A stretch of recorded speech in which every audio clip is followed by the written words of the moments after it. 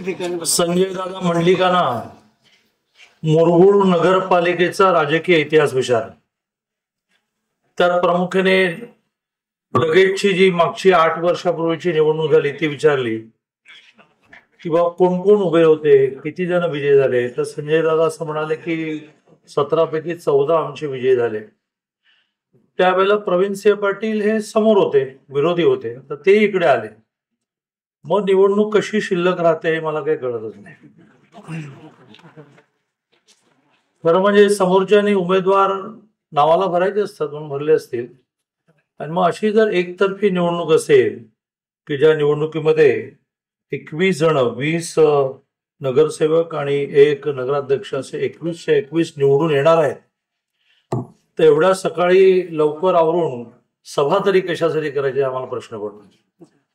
परंतु लोकशाहीमध्ये कोणालाही गृहीत धरून चालत नाही.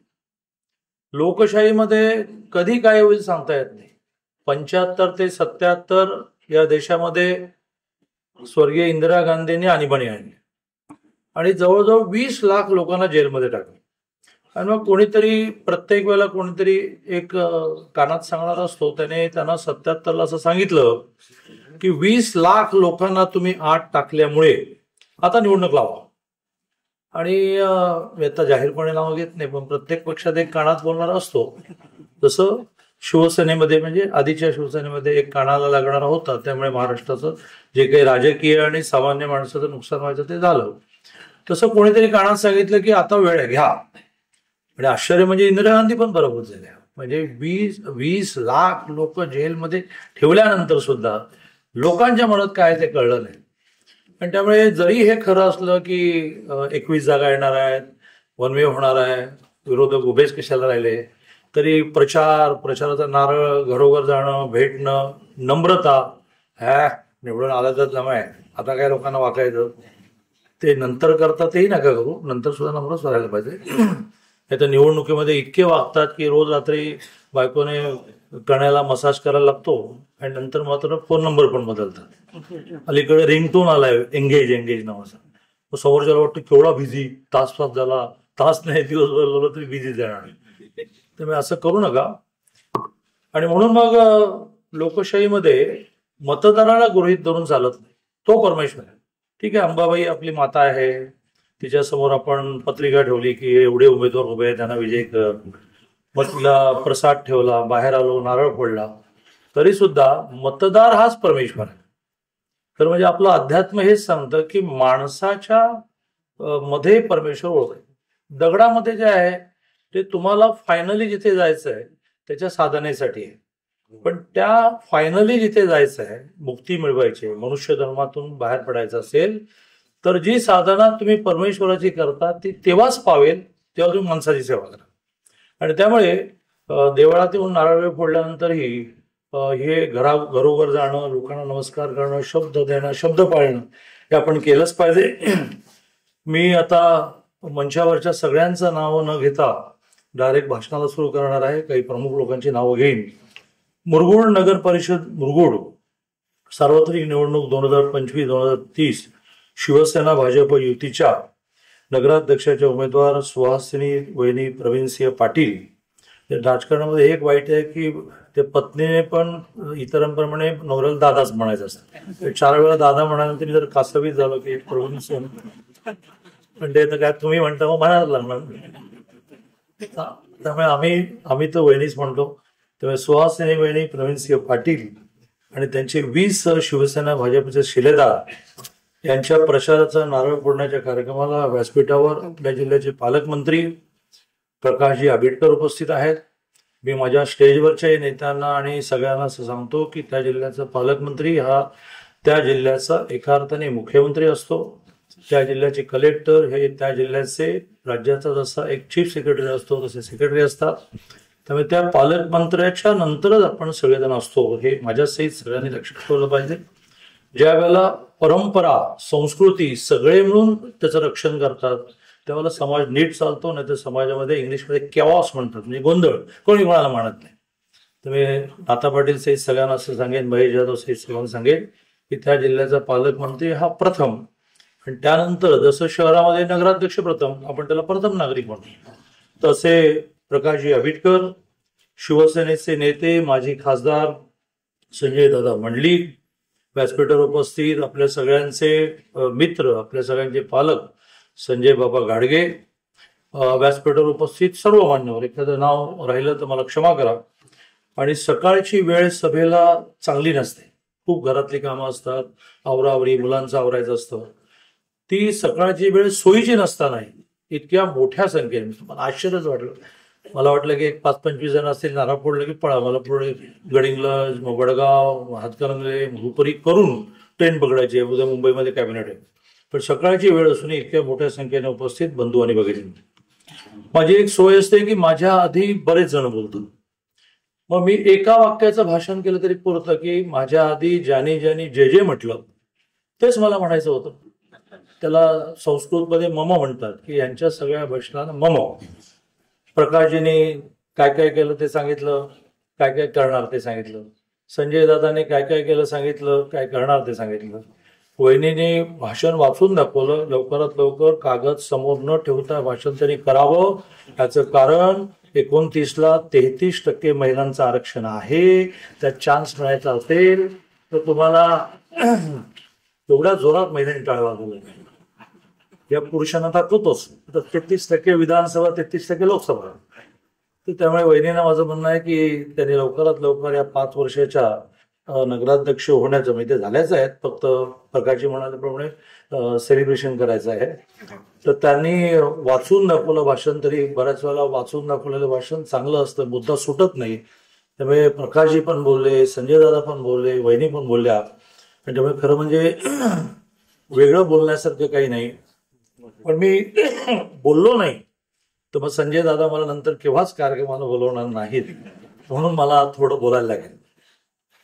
हे सगळेजण ज्या मोदींना संपूर्ण जग मानतं त्या मोदींचे उमेदवार आहेत. त्यामुळे तुम्ही त्यांच्याकडून शब्द घ्या, मत देतो, काम करणार ना, पण ते करतीलच, कारण ते सगळे मोदींचे शिलेदार आहेत. मोदींना त्यांच्या आयुष्यामध्ये कधी निवडणूक हरणं पण माहित नाही आणि दिवसाचे 20 तासापेक्षा कमी तास काम करणं माहित नाही. आठवड्याचे 7च्या 7 दिवस काम करण्याशिवाय काही असतं माहित नाही. ते विदेशात प्रवासाला गेले तर थेट उतरले की लोकसभेत जातात.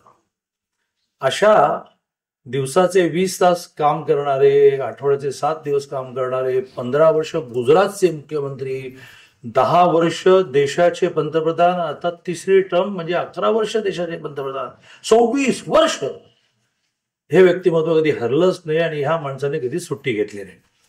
आता आमच्या सगळ्यांना तेवढी लाचखस्त वाटेल ना की मग ते एवढं काम करतो, आपल्याला थोडं काम केलं पाहिजे. त्यामुळे ह्या सगळ्यांना मी जाणीव देतोय की तुम्ही मोदीजींचे शिलेदार आहात आणि मोदीजींच्या पावलावर पाऊल ठेवून तुम्हाला काम केलं तर हरणं तुम्हाला माहितीच नाही. मी माझ्या आयुष्यात कधी जाणं, पदवीधर लढलो, जिंकलो, मग ठरलं असं. माझे राष्ट्रीय अध्यक्ष, माझे परम मित्र अमितभाई म्हणाले की दादा पुणा से लढो. पुण्यामध्ये गेलो, लोक म्हणाले पुण्यात कसा जिंकेल, पुण्यात तर हरेल.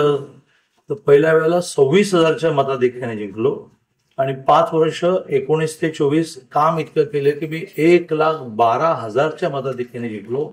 मला पडलेली मतं जी आहेत ती 1,59,000 आहेत. एकनाथजींनंतर माझा नंबर लागतो इतकं मार्जिन मिळवण्याचं. कारण आम्ही मोदींचे बघतो, आम्हाला फक्त माहिती आहे की मग मोदी जे काम करत तसं काम करतात. मी 13 वर्ष माझ्याकडे गुजरातचं काम होतं, त्यामुळे मोदीजी, अमितभाई यांची माझी मित्रता आहे, त्यामुळे ते मला दादाच म्हणतात. ते मला एकदा म्हणाले की दादा आप जिस शहर में रहते हो उस शहर में दुःख ही नाही बचा. तुझ्या शहरात राहतोस त्या शहरामध्ये दुःखच राहिलं नाही, असं तू किती वर्षात करू शकशील. मग मी पण जवळीक असल्यामुळे इतरांसारखे घाबरत नाही. त्यामुळे मी म्हटलं की प्रश्न बडा कठीण आहे, काम करणे लायक आहे, मी काम करणं सुरू करतो. आणि मी प्रकाशजी साक्षी आहेत की खानापूरच्या बाबतीत ते धोरण ठरवलं. आमच्या खानापूरसारख्या 2200 लोकसंख्येच्या गावात महिलांचं रेडीमेड गारमेंट आहे, तिथे जवळ 100 महिला काम करत आहेत. आमचं मंदिर उत्तम झालं, आमच्या मंदिराला जाणारा 4 किलोमीटरचा रस्ता झाला, वगैरे वगैरे वगैरे. तरी असं झालं नाहीये की खानापुरातली सगळी दुःख संपली. पण तोही मुद्दा केव्हा तरी मला आपल्याला सांगायचं की माणसाच्या गरजा कधी संपतच नाही. ती एक संपली की नवीन निर्माण होते.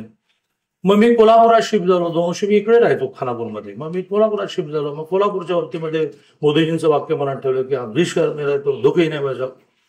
70,000 लोक तर असे आहेत अदृश्यपणे काम करतात. आमच्या 2 मेडिकल व्हॅन आहेत की ज्या हॉस्पिटल म्हणजे नाही म्हणजे काय सगळं आहे.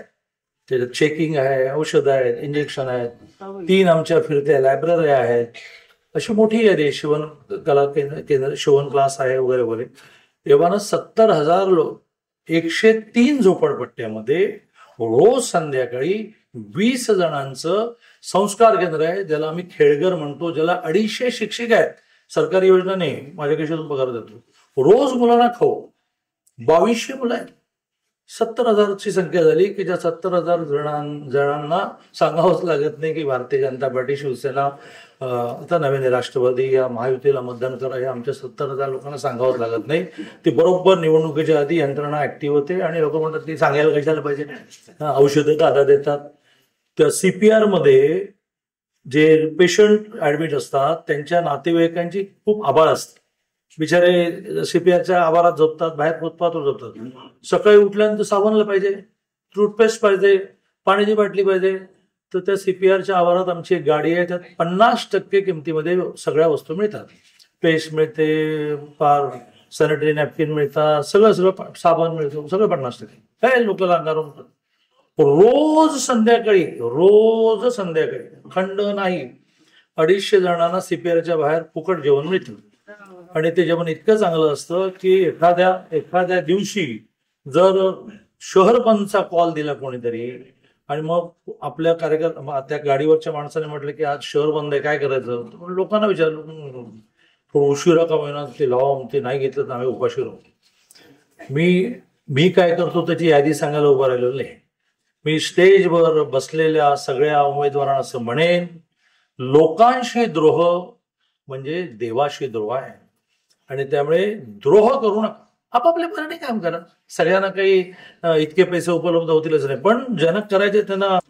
ती 6:30 नंतर मला झोपूच देत नाही. ती म्हणते उठ बाबा, मला माझी काम आहेत. आणि ती उठल्यानंतर म्हणते की आज काय काय पाहिजे ते लिहून काढ आणि ते तुला मी दिवसभरात देते, पण रात्री झोपण्यापूर्वी संपले पाहिजे. खिशात पैसा शिल्लक ठेवून झोपायचं नाही. म्हणजे अशी अंबाबाई ही देवी, पण संजय मंडलिक सारखे मित्र इतके आहेत की ज्या तुम्हाला निवडून येणाऱ्या नगरसेवकाला असं वाटेल की अरे मी किती खर्च करायचा, आम्हाला पण आम्ही कशालाच नाही म्हणत. लोक म्हणतात की काय चाललंय काय याचं, पण आम्ही कशा, आणि विशेषतः सामाजिक कामाला नाही म्हणत.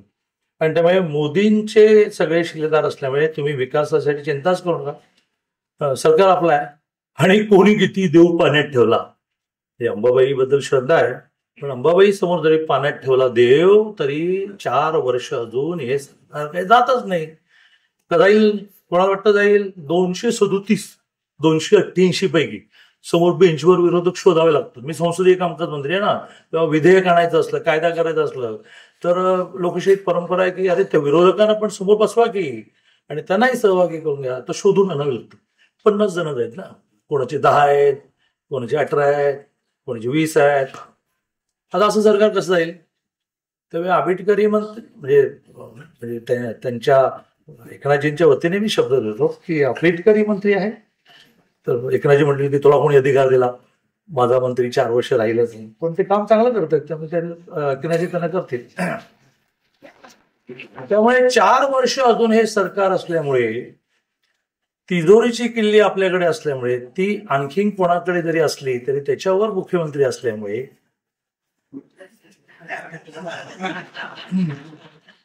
कारण समोरचे उमेदवार म्हणणार तिजोरीची किल्ली आमच्या हातात आहे, पण तिजोरीचा मालक आमच्याकडे आहे ना. कारण त्या आविर्भावात सध्या विरोधक फिरतायत. विरोधक म्हणजे हे त्याला दुर्दैवच आहे. त्याला कलियुगाचं शेवटचं पर्व म्हणतात की कलियुग असा आला की आपणच एकमेकांच्या विरुद्ध लढतो. समोर लढायला पण हे बहुतेक वरती तिघांनी योजना केलेली दिसते प्रकारची की मजा नाही ना निवडणूक लढवायला. समोर कोणीच नाही. जिल्ह्यामध्ये अनेक ठिकाणी काँग्रेसला उमेदवार पण नाही. महाभारत नाही, महाभारतामध्ये खरी लढाई असते. हे बहुधा या तिघांनी ठरवलं की अरे निवडणूक होऊ देत, कार्यकर्ते जगू देत, त्यामुळे जरा तू तिकडे मी इकडे असं चाललेलं दिसतंय. त्यामुळे तिजोरीचा मालक इकडे आहे, त्यामुळे विकासाच्या बाबतीमध्ये काळजी करण्याचं कारण नाही. सगळ्यात शेवटी एकच मुद्दा मांडून मी माझं बोलणं संपेन. तो असा आहे की ह्या लोकशाहीमध्ये करता करता रस्ते, गटर, दवाखाने म्हणजे विकास असं आहे. रस्ते गटर करायलाच लागणार ना, रस्त्याशिवाय चालणार कसं, गाड्या कशा चालणार, गटरचं पाणी वाहून जायला पाहिजे, त्यात नवीन नवीन योजना आणू, गटरचं पाणीच शुद्धीकरण करून वापराचं पाणी म्हणून कसं आणता येईल. आता आपण पुण्यामध्ये मोठ्या प्रमाणावर 11 STP म्हणजे आपण जे पाणी वापरतो ते शुद्ध करण्याचे 11 STP 1800 कोटीचे बसवले, की ज्यामुळे 100 लिटर पाणी आपण वापरलं की 80 लिटर पाणी पुन्हा वापरता येतं. मग ते गाड्यांना वापरता येतं, गार्डनला वापरता येतं, बांधकामाला वापरता येतं, म्हणजे पिण्याचं पाणी खर्चाला कशाला वापरतं. तर असं एक मुरगुडमध्ये केले पाहिजेत की पाणी वापरलं की 80% पाणी पुन्हा खर्चाला वापरायचं. गाड्या धुवायला वगैरे पिण्याचं पाणी वापरायचं नाही. मग पिण्याचं पाणी आपल्याला पुरेल. मग पिण्याचं पाणी एका माणसाला दिवसभर किती लागतं, जास्तीत जास्त 1 लिटर लागेल, 2 लिटर लागेल. स्वयंपाकाला 1 लिटर, 2 लिटर जास्त, तो कपडे धुवायला वापर, भांडी घासायला वापर, मग गाड्या धुवायला वापर. सकाळी मस्त पाणी विणे लावून गाडी चकाचक बोंबल्याला पिण्याचं पाणी हे होते, त्याच्या STP लाव, पाणी शुद्ध कर, ते वापर, ते सगळं करा. पण रस्ते गटर म्हणजे विकास नाही. माणसाचा विकास म्हणजे विकास. माणसं आनंदी राहिली पाहिजे, माणसं सुखी राहिले पाहिजे, त्यांना दोन वेळचं भरपूर मिळालं पाहिजे, त्यांच्या मुली शाळेत गेल्या पाहिजेत, कॉलेजमध्ये गेल्या पाहिजेत, विदेशात गेल्या पाहिजेत. तर विदेशात त्याच्या कॉन्व्होकेशनला 9वारीवाली तिची आई गेली पाहिजे, ती हटून बसली पाहिजे की कॉन्व्होकेशनला म्हणजे पदवी घ्यायला तू आलीच पाहिजे. ही बिचारी पहिल्यांदा विमानात बसली, ती पण पहिल्यांदा विमानात बसली ना. ग्रामीण भागातली वर्गीय तुम्हाला आठवत नाही, या इथल्या जवळच्या एका गावातली टेम्पो चालवणाऱ्या ड्रायव्हरची एक मुलगी मला 5-6 वर्षापूर्वी अप्रोच झाली. मोठं पत्र लिहिलं. नॉर्मली माझी पत्र माझा OSD वाचतो आणि मला देतो, तो म्हणा हे पत्र तुम्ही वाचलं पाहिजे. त्यात तिने लिहिलं, मी इथे MSc झाले, माझा बाप टेम्पो ड्रायव्हर आहे, मला विदेशात जायची संधी मिळाली, मला 18 लाख रुपये पाहिजेत वगैरे वगैरे. बोलून घेतलं, व्यवस्था केली, शिक्षण पूर्ण केलं. आता आली असं कळलं त्याची लग्न विण ठरलं वगैरे. मला मी नॉर्मली केलं की विसरतो, हे मला परमेश्वरानं सांगितलं बघायचं नाही. तर ती पहिल्यांदा गेली विदेशात. टेम्पोवाल्या बाबाला आग्रह धरला की पदवी घ्यायला तुम्ही पण या. आणि त्यामुळे माणसांचा विकास म्हणजे विकास. माणसं श्रीमंत झाली पाहिजे, ती समाधानी झाली पाहिजे. यासाठी आता नगरपालिकांनी स्वनिधी आणि लोकसहभाग याच्यातून कौशल्य विकास केंद्र काढा, महिलांना रोजगार शिकवा, त्यांच्या वस्तूंसाठी बाजार काढा, ज्या 1 रुपया डिपॉझिट घेऊ नका, 1 रुपया त्यांचं भाडं घेऊ नका, सगळे पैसे तिला घरी जाऊन नवऱ्याला देऊ दे. एक डिपॉझिट द्या, भाडं द्या आणि एक टॅक्स द्या, नो, त्यातून तिला श्रीमंत होऊ द्या.